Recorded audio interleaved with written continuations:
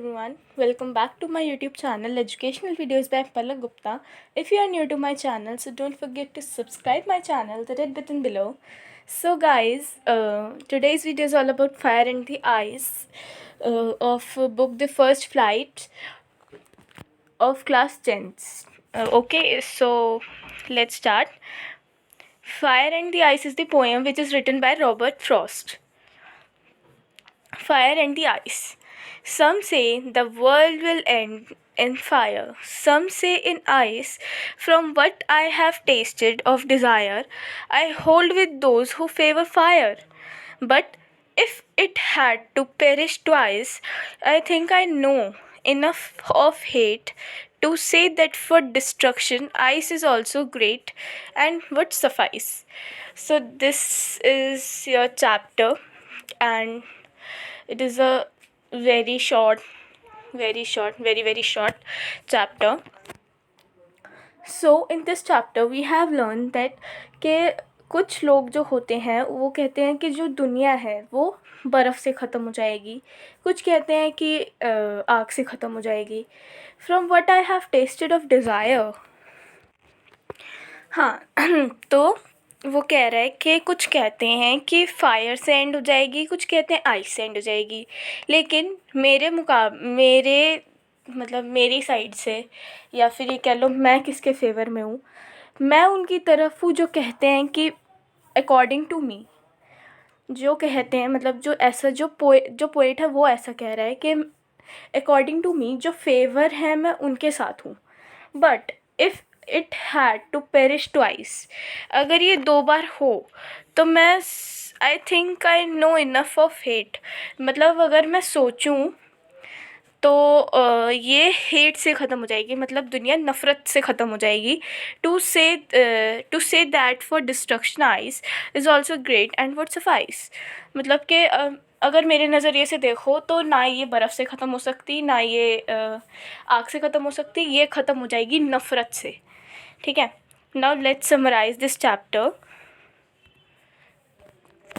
Fire and the Ice is a short poem by Robert Frost.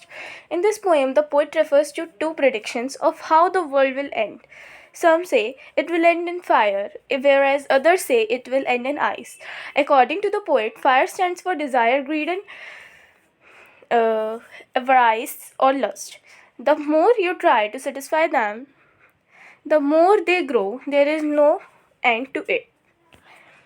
मतलब वही चीज़ जो अभी हमने पीछे पढ़ी कि वो कहते हैं कि कभी कुछ कहते हैं कि बर्फ़ से एंड हो जाएगी, कभी कहते हैं फायर से एंड हो जाएगी. बट हाँ, तो फिर वो कहते हैं कि पोइट के अकॉर्डिंगली जो फायर है वो है लालच.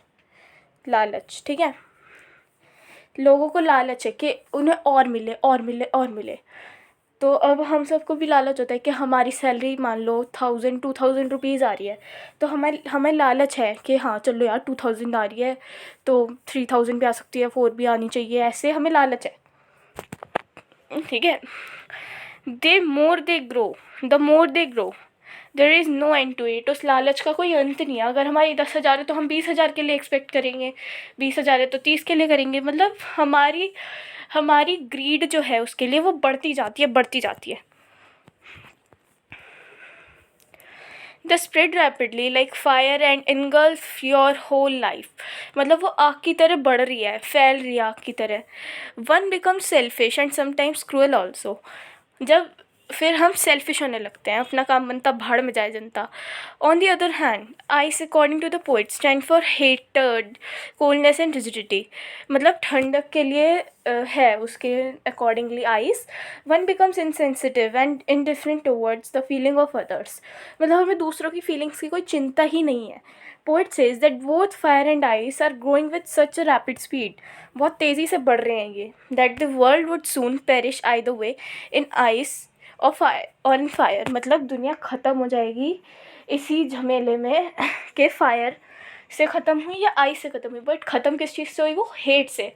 क्योंकि अभी उसने बोला कि जो फायर है उसके लिए वो है ग्रीड, लालच. ठीक है. और लालच आते ही क्या होता है, हमारी ग्रीड बढ़ने लग जाती है ना. और जो कि होती है वो फायर की तरह फैलने लग जाती है जल्दी जल्दी।